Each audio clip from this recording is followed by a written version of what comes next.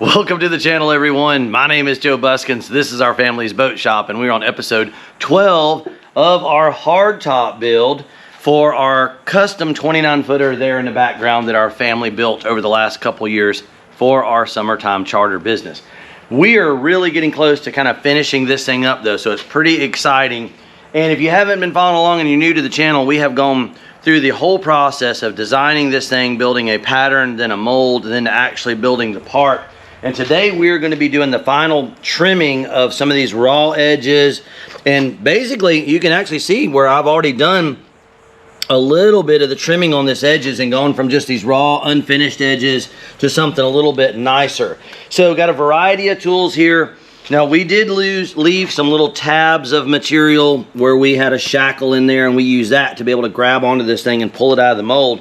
But if you didn't see in the previous episode or haven't seen one of these before, that is a fine multi-tool. It's kind of one of those a little oscillating tool, if you will. And there are other companies that make these. I bought this one a number of years ago when they were kind of like about the only show in town. But I like Bosch and Makita and all that good stuff as well. So I'm going to show you folks, we're going to do just a tiny bit of cutting with the fine on this edge, and I'm going to show you how I would sand these edges to get a really nice reveal. And while I'm prepping to do that, I want to touch on some of the comments I got in the previous episode where we used just some white gel coat with wax as a fairing material, if you will. So basically, gel coat is just a high-grade polyester resin with pigments in it, and it does have some fillers in it. It has a little more body. There's a little more thickness to gel coat than there is to just pure resin. And I was able to kind of use that to just float out this surface, and you can see there's raw glass there showing through, but the majority of what you're seeing is actually sanded gel coat. Now I had some questions too about the 3M premium filler, and it is a vinyl ester, which this whole part is built out of vinyl ester resin. And I had some questions. Do you have to use this, or at the price point of this, could you make your own? And you certainly could. If you just took pure vinyl ester resin and wanted to add a colloidal silica, something like Aerosil or Cabasil, that could certainly be done to maybe save a little bit of money if you were kind of wanting to DIY. But I'm always trying to show options for you folks. So what I'm going to do, I'm going to turn on the vacuum, get some ear protection, some eye protection, some gloves.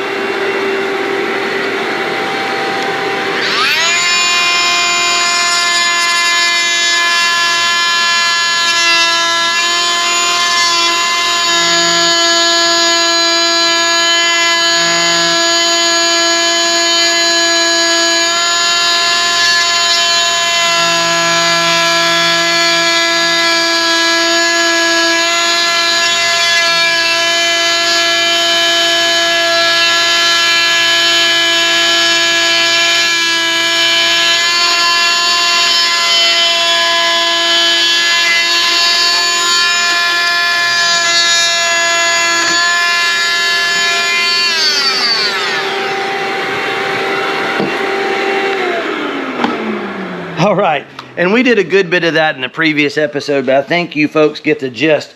So what I'm going to do, I'm going to take a few minutes and go ahead and trim all these little lifting tabs around the perimeter, and we're going to jump right to our little high-speed grinder, shape up these edges, and finish this thing out right.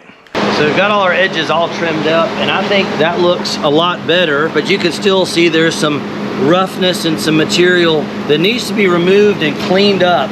Now, there's some very expensive, really nice vacuum assist tools out there, but you're going to spend $1,500 to $2,000 on something like that. I know a lot of you folks out there are DIYers, and if you're working with fiberglass or doing any kind of work, you probably already have a big shop vac of some kind. If you don't, I would recommend getting the biggest, most powerful one you have, and you can kind of use that in conjunction with some standard off-the-shelf, like less than $100 for like a little DeWalt high-speed grinder. Or for this, you could use your little palm sander, and we're running some 40 grit on that. And as always, the good 3M, that's the secure click. That's the one I've been using a bunch here, and I really like it. So I'm going to turn on the vacuum, get some PPE on, We're gonna make this edge look pretty.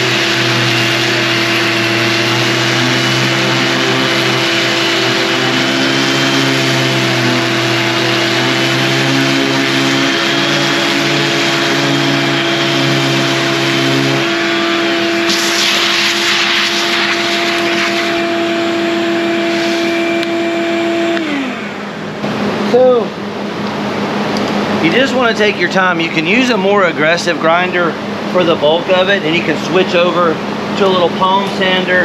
And as always, y'all have seen me 100 times use a little 3M. That's some 80 grit on there, and use that to kind of profile and shape this. So you just take your block after you've got your rough cut,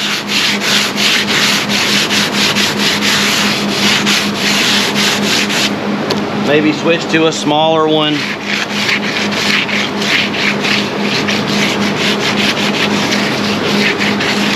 Profile those edges a bit.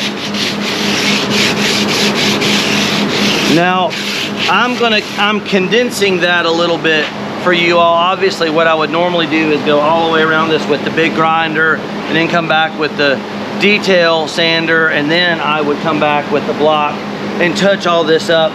But I imagine you folks at home kind of get the gist of what we're trying to do here. All right, so we have finished detail sanding with our little DeWalt orbital there, got everything kind of blown off, and we moved on to some blocks or some boards. These are made by 3M. These are just some older ones, but they're 3M versions. And this one is a flexible one, which this piece has a little bit of curve or crown to it. It's very subtle, but that's what's cool about this piece, is you can add a little shape to it as needed. So I'm gonna put a little bend and a little light pressure. And we're kind of just doing a little bit at a time on that curved surface. And then what we want to do is shape over. This one is a rigid board. That one's good and straight. This is what we call a long board or long block, and you're just going to do nice long.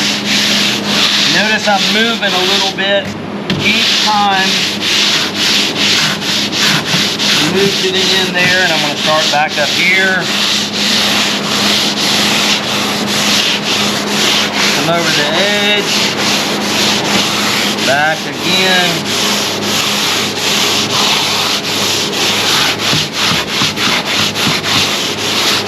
And we are using 80 grit on this at this point.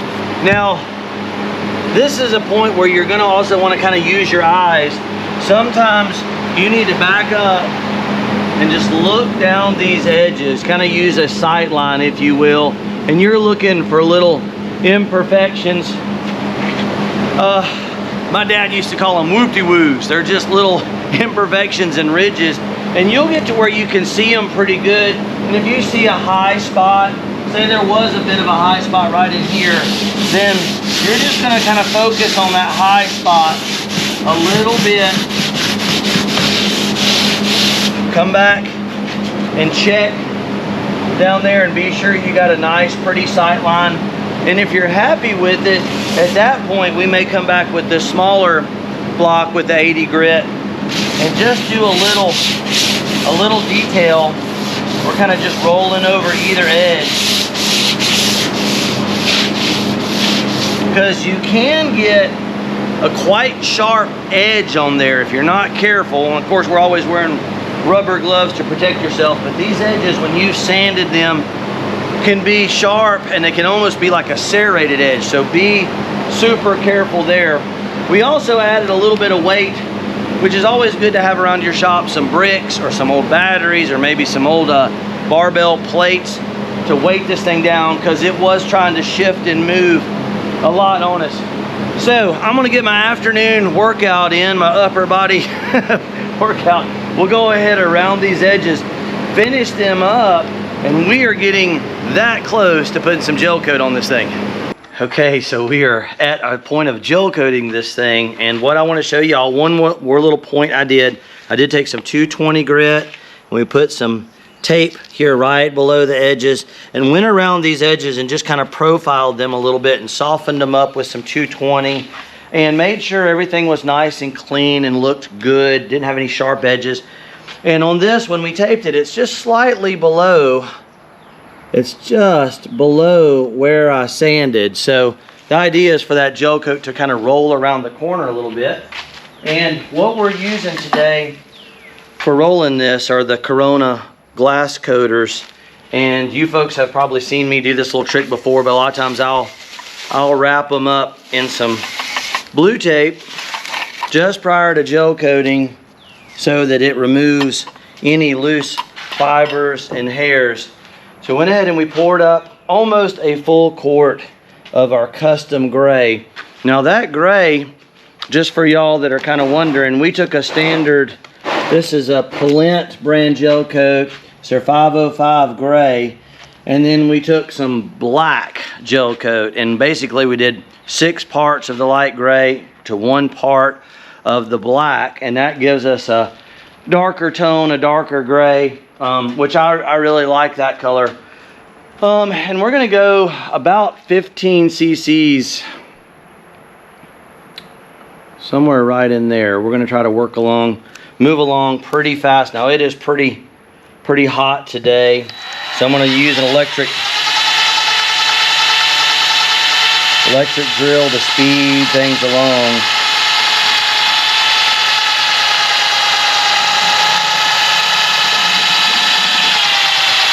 Remember, as soon as you add the catalyst though, the clock starts. Now this is also important to know. We get tons of questions. This is the first coat of gel coat. We're probably only going to do 2 on this because we are trying to keep weight down on this part. We're trying to keep it light, and it's not a high wear area. It's not like a deck or a floor where you're going to be working on it and walking and dragging things across. It's going to be on the underside, so 2 coats should do. But we are using an unwaxed gel coat. No wax on the first coat.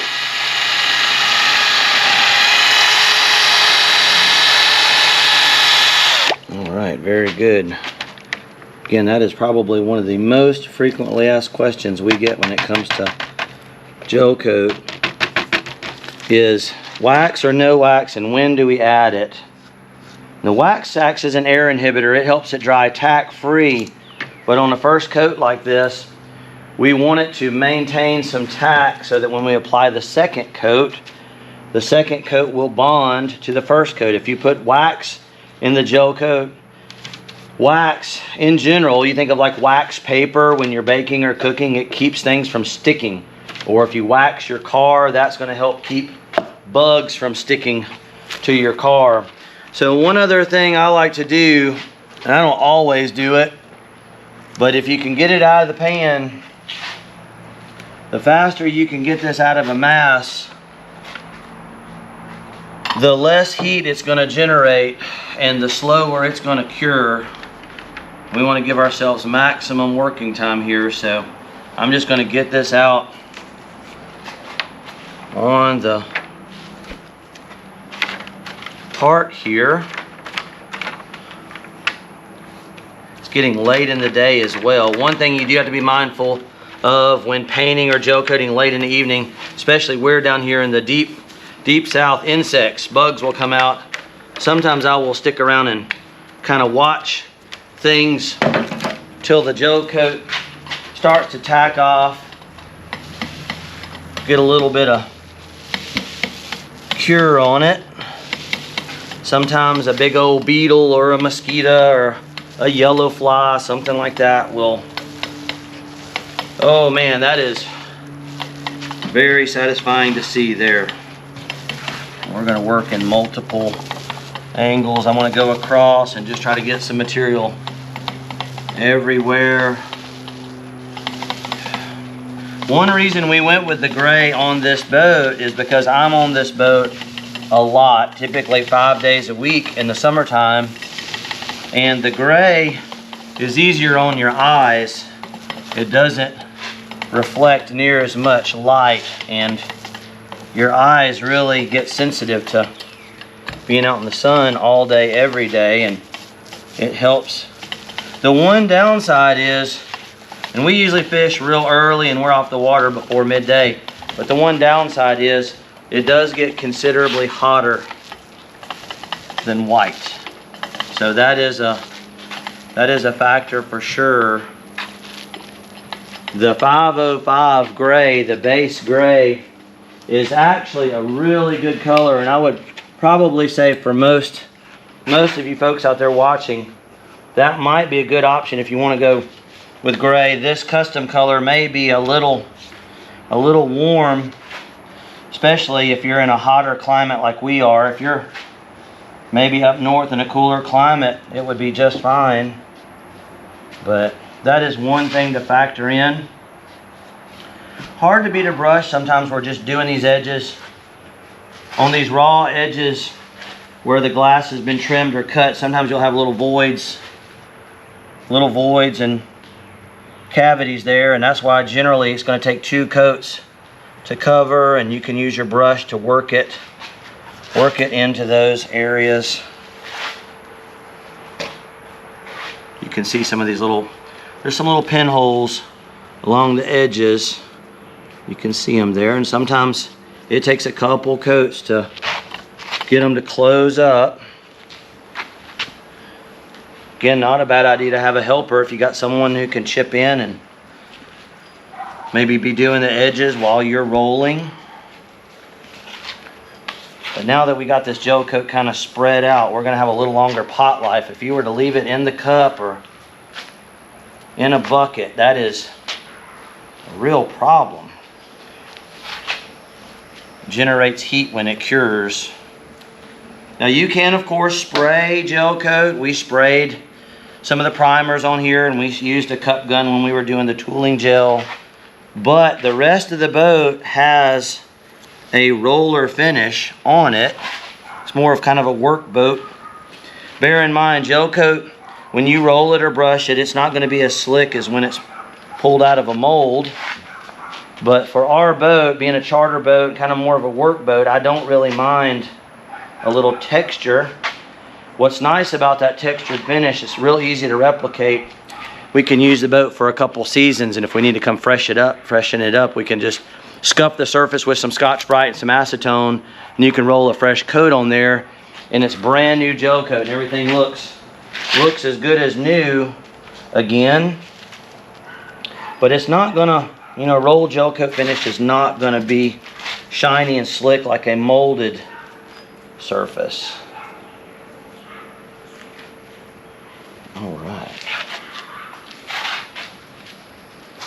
Very good. We're getting there. That 1 quart was just about the right amount. We'll try to come back and put a nice uniform texture on everything.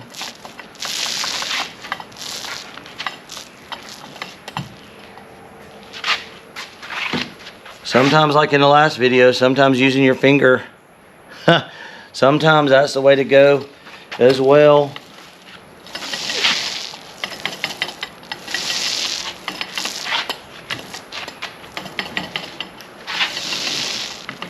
I will probably come back tomorrow and lightly touch this up too with a little bit of sandpaper.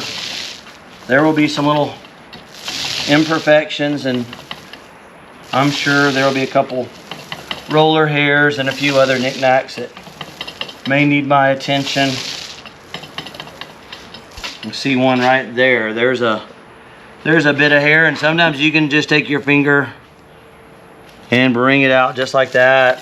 A toothpick or a tweezers, a pair of tweezers, not a bad idea to have around when you're doing this kind of thing. We will be doing some spraying of Gelcoat in the future here on the channel, just for our needs right now with our boat. The rolled or textured finish is kind of the way everything is going, or has been done, and so that's why we've been using a lot of rollers and texture.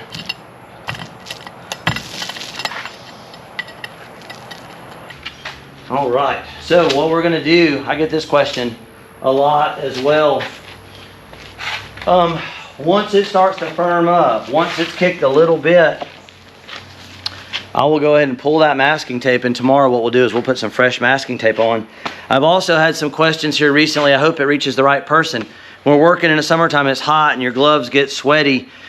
Sometimes we'll double glove, you know, for certain occasions we'll put 2 sets of gloves on, and when you get a lot of fiberglass hairs on. With Gelcoat, that's not a problem, but when you get sweat in your gloves and it's dripping on your work, I tend to just keep a couple boxes of gloves handy, and I will just re-glove. Take your gloves off, dry your hands real good, put a fresh set of gloves on, and it may have to be every 5 or 10 minutes just depending on how much you sweat. But I haven't really found a better solution, but if anybody out there has a better one, by all means let me know. Maybe you could put a cloth glove under a rubber glove or something. But I typically, once I feel that happening, I will just go ahead and put a fresh set on and try to proceed. But what I want to do though, before this Gelcoat really gets firm on the edges, I'm going to go ahead and pull it at this point. This is in real time. You folks know I don't do a lot of cuts and edits. You can see the Gelcoat was thicker there on that edge, and if I didn't, yeah, you can see that thicker clump. If I let that cure for some time, it would be really tricky.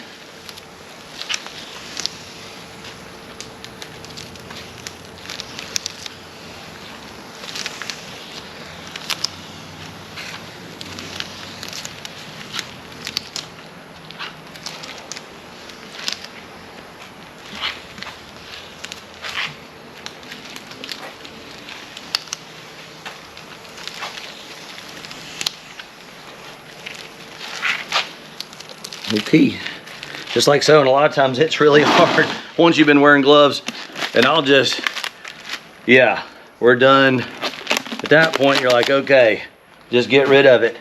So I'm gonna do a little cleanup here with our rollers and our brushes. I also want everybody to know that there's a lot of guys out there that have techniques of their own. There's guys that work in shops or have opinions, and I can respect that. I'm just showing you folks how our family and our boat shop has done this for years and years. You know, we build boats, but we have our style of working, and if you have something that works for you, just want you folks to know that we appreciate y'all watching, but don't feel like you have to do it exactly like I do it. In a lot of cases, there may be little variations there, but generally the way I'm going to show you folks is the way we've seen and had good success in the past. All right, everyone, so come check out. We got our gray Gelcoat on last time you guys and gals saw us, and I'll be honest with you, when it was all done, I came back the next day, and our temperatures down here are crazy hot. It's like 98 degrees, and we got it all on there, and it cured, but it cured faster than I would really loved it to, and there was more texture on the Gelcoat surface than I would have liked. So actually what we did today, I came back in and we used our little DeWalt sander and some 80 grit paper, and I went ahead and just knocked that surface back down. So we're kind of using the gray that we put on there as a primer coat, and we're in the same situation today. We're in the heat of summer. It's August down here, and our daytime temps are 96, 97, 98 degrees. So we are going to be doing something. We're changing our tactic a little bit to get this to flow out. We are going to be using our gray Gelcoat, but we're going to be adding the air dry coatings. That's the clear additive, and we're going to be incorporating a little trick that you don't see me do often. Normally we have to add heat to get Gelcoat to cure, but because it's so hot, we're going to actually cool our material down. Matter of fact, I just had someone comment that was out in Nevada, I believe, or somewhere around Las Vegas, and you're dealing with daytime temps around 100. One thing you can actually do is take a little cooler, and we've got some ice in there, and we got our Gelcoat and our clear additive, and they've been in there for about 30 or 40 minutes or so, and so we are cooling our base materials down, because Gelcoat resins, they're heat sensitive. The hotter it is, the faster they're going to cure. And you got to be super careful. You don't want to go below about 1% catalyst, or it won't cure properly. So you can't just keep adding less catalyst, because eventually you get to the point where it won't cure. So we're cooling it down. We're going to do it in 2 smaller batches rather than 1 big batch. And we've got our rollers and everything prepped and ready so that there's absolutely no wasted time. But I will tell you folks out there, your DIYers, gel coating in 98-degree temperatures is not optimal. That is at the upper threshold. One thing you can also do is maybe even plan your work at night or very, very early in the morning. That way all the materials have had a chance to cool down overnight. You can even incorporate a little cooler to cool them down. But we're in the afternoon right now, and it's about as hot as it gets. So what we're gonna do, we're gonna go ahead and take our gray gel coat. We want to be sure not to drip any water. And we've got right at 15, is that 15 ounces? 16 ounces. All right, and so what we're doing with this clear additive, it's going to be a 2 to 1. So for 16 ounces, half of 16 would be 8. So we're going to be adding 8 ounces to this. So that's going to be, we're going to go to 20 and then to 24 for our ratio. So we're just going to go ahead and activate enough. I believe this is going to be more than enough to do our whole top there. But what I'm going to do is mix this. Now, I also had some comments. You can use a drill mixer. You can also use the little wooden paddles.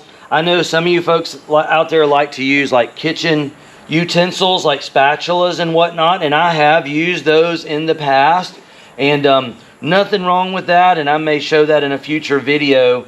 But they give me handfuls and handfuls of these wooden sticks, like where we buy our materials, because we buy a lot of stuff from our local suppliers, and I find it convenient just to use them, and we can discard them, and I don't spend a lot of time cleaning them up.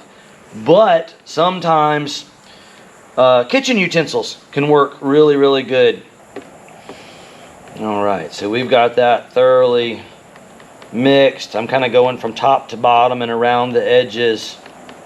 And then we're going to do about 8 ounces out of this one into a smaller cup. So we're looking about 8 ounces right there. I think that's going to be about right. We're going around the perimeter, and then maybe a little extra. All right. 8 on the button. And 8 is a quarter. Typically about 10 cc's is minimum on a quart of gel coat in our temps we're in. So a quarter of that would be 2.5 cc's. So that is pretty low. Matter of fact, this thing only goes down. You can see there's 2.5 at the very bottom. That is not a lot of catalyst, but it should be enough. As hot as it is, man, everything is going off like a rocket. Keep in mind though, if you folks at home can wait and do this work like in the spring or fall when temps are in the 60s and 70s, that is just amazing weather to work fiberglass in. And kind of just like people, I know my comfort zone is right there around 70 degrees. Seems really, really nice. Keep that in mind. And then when you get really cold, it can be hard to cure this material, but you can always use heat guns and whatnot to accelerate along. Also, there's infrared lamps and other tools. And generally speaking, folks, you want to mix this till you know it's good and activated, and then mix it just a little bit more.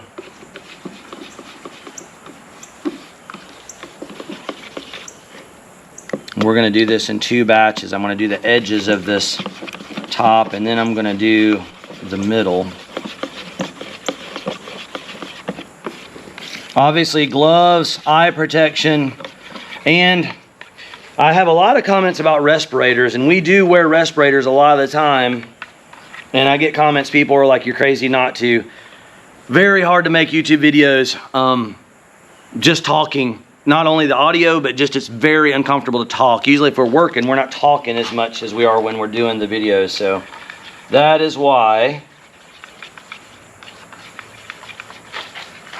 I don't always wear a mask when we're in the middle of doing these projects.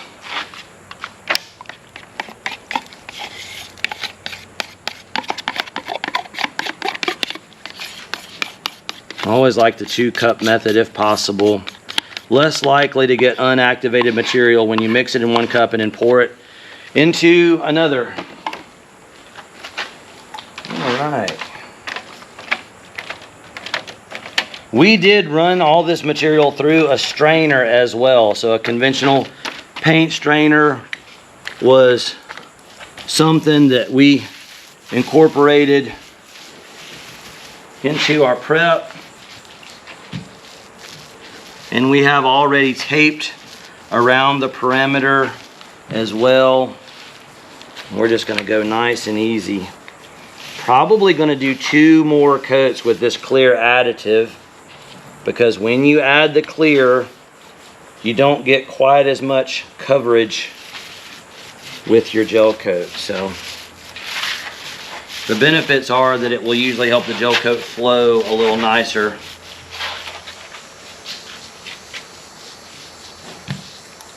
Now's a good time again to thank everyone for your support of the channel.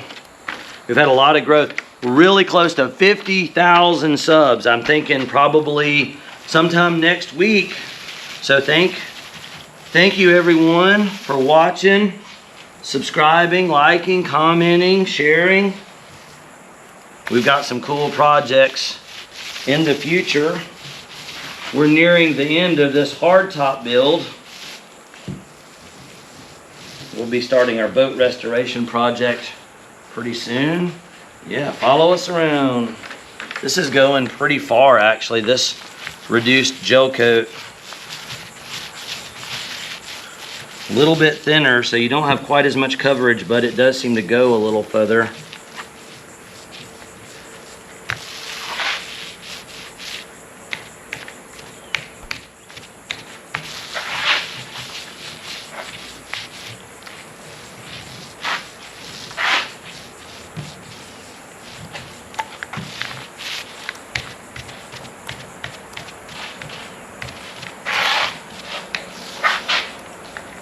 It's actually going further than I anticipated it was going to go.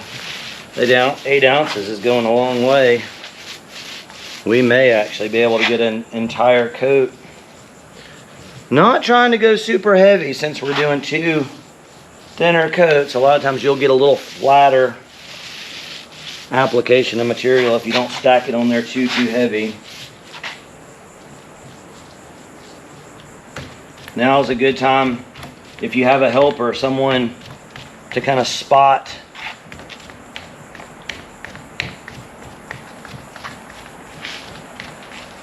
look for thin spots, areas that need a little extra attention.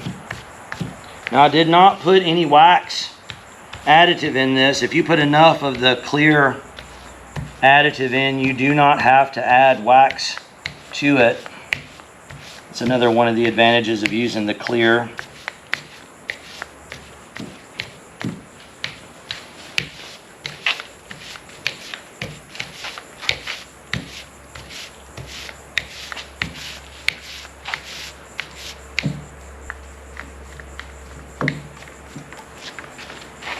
Actually, I think we may have enough to get one light coat on everything.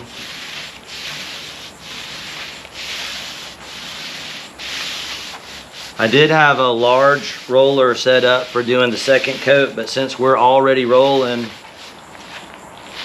we're just going to go with the smaller one, and we're going to try really hard to blend our tracks.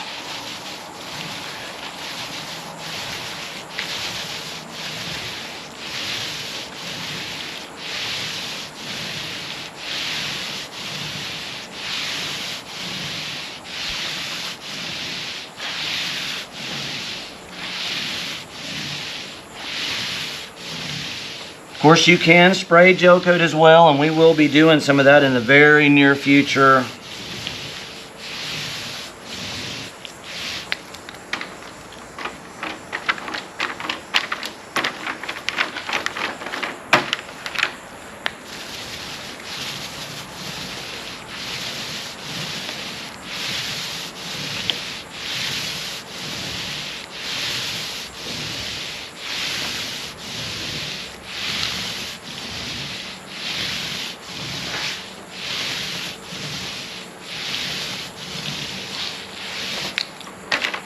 That 8 ounces went a long way. We are very, very, very close.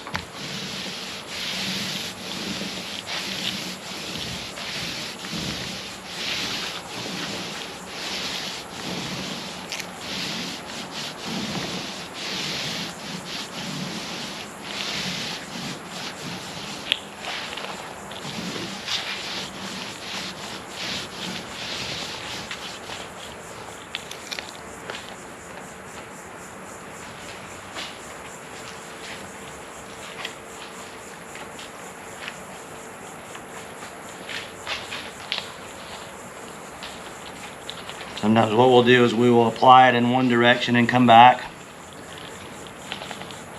and follow up with a lengthwise pass. It'll help the material lay down a little bit and kind of help hide some of those roller tracks.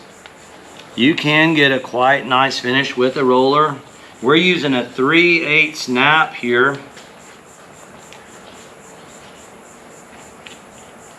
You can use a 1/4 inch. We use 3/8 a lot in our shop. Just seems to work good. All right. And I'm just going to come around and just hit the lightest amount right on this edge.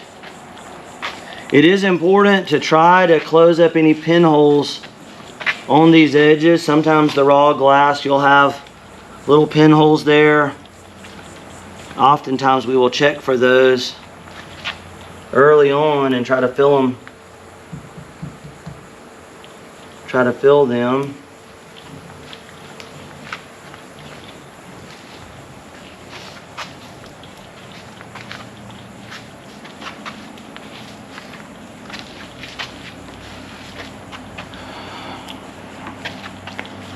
Oh yeah, check this out, folks. I think that looks really nice. That's good. I'm gonna kind of babysit this for a few minutes, be sure we don't get any bugs or debris. Gonna get ready for another batch. Try to get this done before we go home. So I wanted to show you folks at home another little trick. Now a lot of y'all have seen me wrap our rollers with blue tape, but many times prior to wrapping them with blue tape, if you've got compressed air, you can take that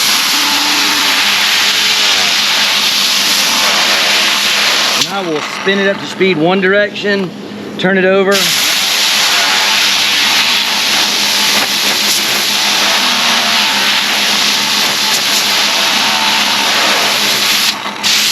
Run it the other direction, and then I'm gonna wrap it in blue tape. And these are just inexpensive from Lowe's. This is kind of the store brand, but if you blow out the hairs, wrap it in blue tape, you'd be shocked. Matter of fact, if you look real close at the quality of this, you're not gonna see any fibers or hairs. When you're doing a project, material consumption like rollers and brushes can really add up. So, and quality rollers can be very expensive, but again, these are just your Lowe's store brand. Those are fairly inexpensive, and I cut them in half. Actually, I'll use our bandsaw, but you could use a hacksaw or something else, but a bandsaw works really good. Also, very important to note, everyone that's looking at the materials that we're using here, whether it be the Gelcoat or the different clear additives, we will have links below in the video description. And if you guys need any of this kind of equipment or materials, if you buy them through the links there below, that does help support the channel, and it's greatly appreciated. And our friends at Fiberglass Warehouse, where a lot of our Gelcoat and resin comes from, there is a Fish Bump TV discount code. So be sure to take advantage of it. You guys can save some bucks out there by using the Fish Bump TV discount code. So while this is getting ready to tack off, we're gonna give that 15 or 20 minutes. I'm gonna be prepping all of our gear, gonna get ready for coat 2. Okay folks, so we're ready for our second coat, but I wanna show you what we're looking for. It's been about 15 or 20 minutes, and as you can see, there's a little bit of stick there, but the color is not coming off on my fingertip. So that is kind of the window. If you let this Gelcoat with the clear dry too long, you're gonna have to sand it. So this is kind of what I call a hot coat. So there's a window there where it's sticky enough that it'll accept a second coat, but we're also gonna be doing something on the second coat a little different. We're adding a surface seal or a wax solution. Some people call it modifier C, and that's gonna help give the Gelcoat kind of a flat look, which is really what we're looking for our application. So we're also gonna mix up a little more material than we did. Now we're still letting our Gelcoat chill, and that worked really good for us. And again, folks, it is like 96 degrees this afternoon. It is very, very hot, the upper end of what we would normally do this at. But cooling the Gelcoat is one of those little tricks. Now I'm gonna mix up a little more this time. We're going with about 12 ounces. I was able to get that previous batch out without any drama. And I've got enough mixed up to do it. And this should be enough for plenty of coverage. Plenty of coverage there. All right, and so before we put the catalyst in, I'm gonna add some wax. Now, I like to add probably a little more than what the average person would recommend. We're gonna add about 10 cc's of a wax solution to this, which is a pretty healthy amount. And basically, all the wax is, it's like a paraffin wax that's dissolved in a styrene monomer solution. And the styrene is what we also use for thinner. Sometimes if we're not using a clear additive, we may use the styrene and dissolve that within our Gelcoat. We're going to mix that in very, very thoroughly.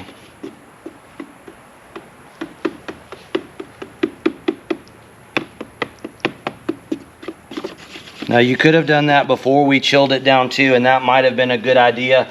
Sometimes when the modifier C gets cold, the wax, you'll actually see little sheets and little clumps of wax in there.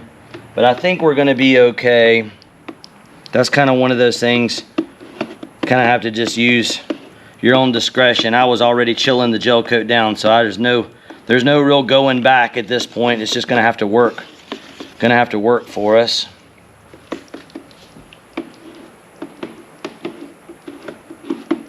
I want to mix this in very thoroughly before we catalyze.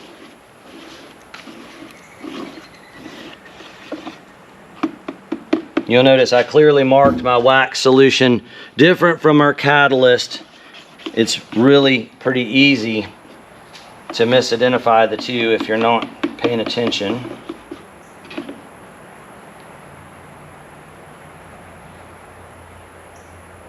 All right. I think we are good.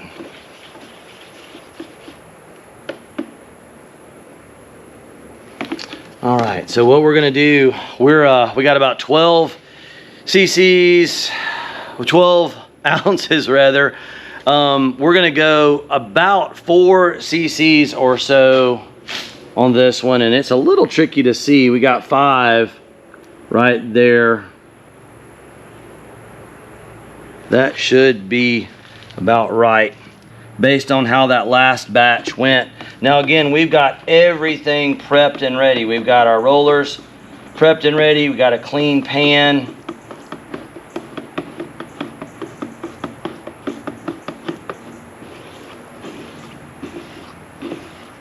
Be sure you work that material off of those edges. Remember, mix it till you know it's mixed, and then mix it a little more is going to be the answer.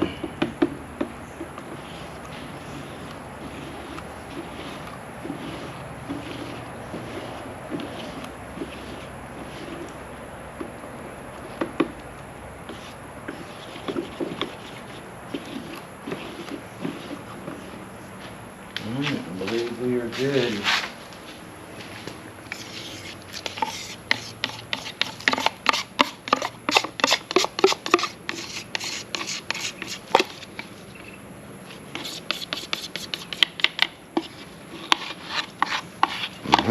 And if you folks haven't seen the trick, what I was talking about earlier about wrapping your inexpensive roller with blue tape, it'll help pull some of those little fibers off of there, and it'll take an inexpensive roller like your ones from Lowe's and really bring them up a couple notches in their quality.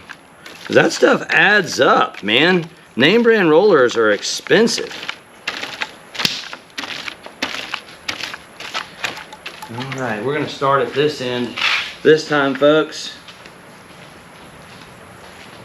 Get a little material all the way around. Now it's gonna be a little trickier now that we've got a base coat on. Really gonna have to be methodical here and systematic and apply it nice and uniformly, because it is very easy to miss spots if you're not paying attention. We're gonna put it on a little heavier this time.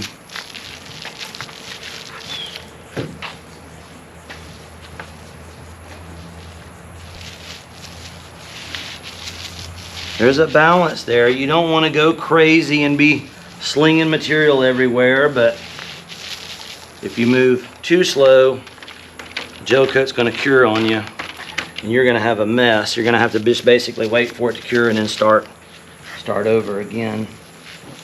And that's not the end of the world. Even like the previous coat, folks, when we did the previous coat on here, I didn't really love the way it came out, and so I sanded it down, and we're going to do it over, you know, till it looks right. Not the end of the world.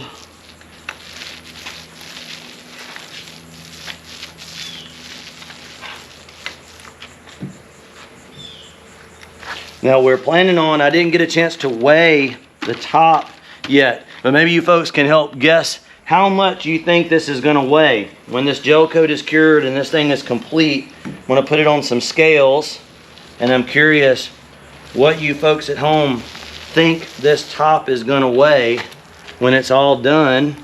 We tried to build this thing really strong, heavy duty, like charter boat grade, but we also want to try to keep it relatively light, because it all adds up, especially weight kind of hanging over your head there. These heavy tops can put a lot of strain on your hard top, your aluminum supports.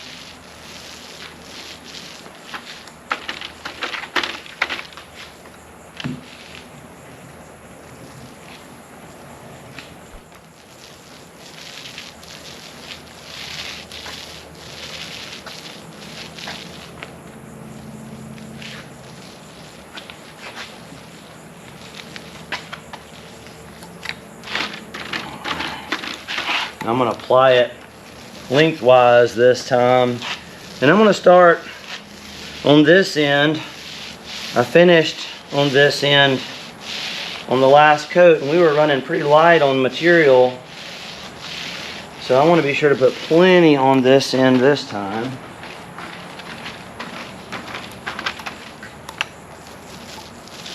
Plenty of coverage.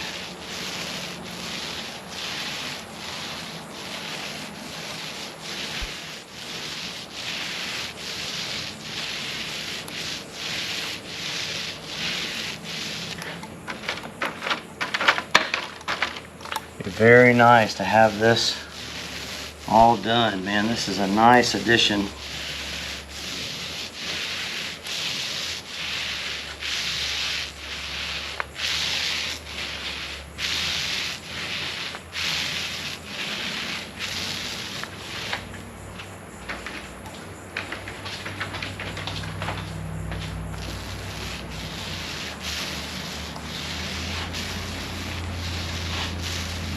And again, folks, when you're doing this at home, a respirator is a very good idea. I know I'm always getting comments about not wearing one, but I'm fully aware of the risk. But folks at home, well-ventilated workspace, a good quality respirator, eye protection, gloves, all of the above, some good PPE for sure.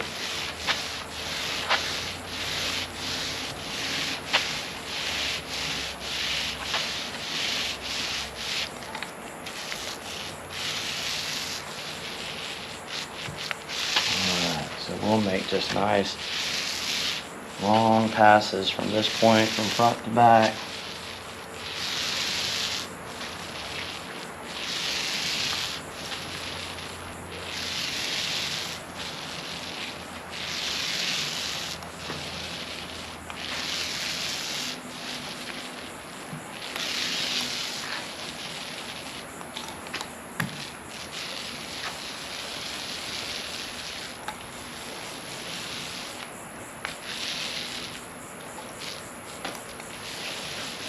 Sometimes you can even lift at the end, like if we start at the front, you can feather that roller out.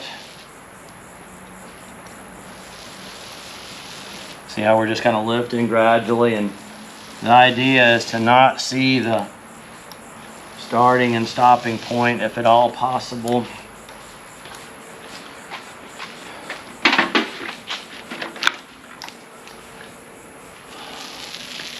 Another set of eyes, kind of looking at the work, making sure you don't have any thin spots or missed spots.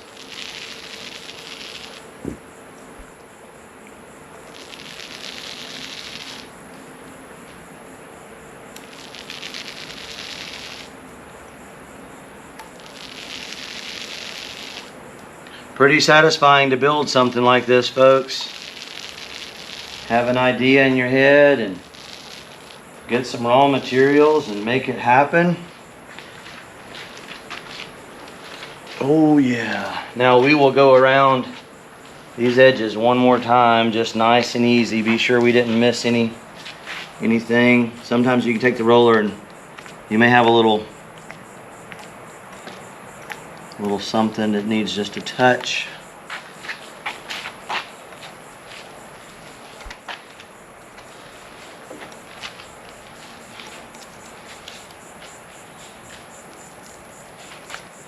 Don't mind a little texture, especially on a work boat or a charter boat. What's nice is in a couple years, if we want to, we can sand this lightly and tape it off and put a fresh coat of gel coat on there. It's not a big deal.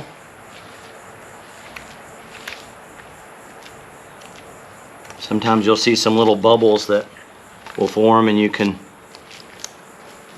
break them with the roller there.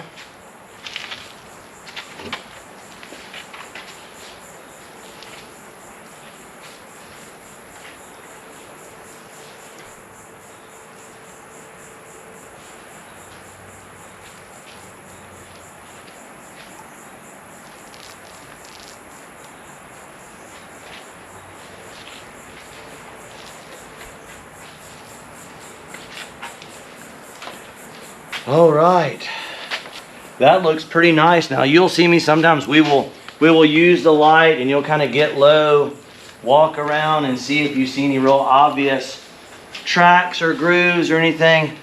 Y'all come and check this out. That looks very nice. Looks much better, and that was about perfect on the 12 ounces on that second coat.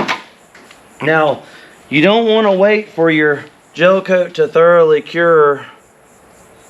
I remembered where I left off there. And before this tax spends a lot of time curing, because remember, there might be a little residue from that first coat.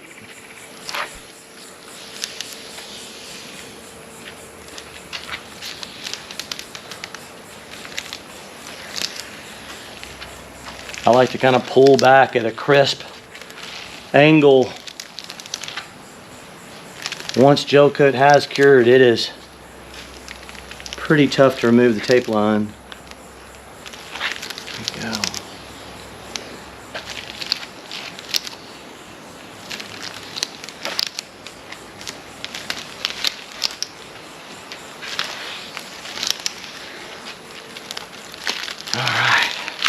Beautiful, and I'll usually bunch it up and you can just, well, that didn't work.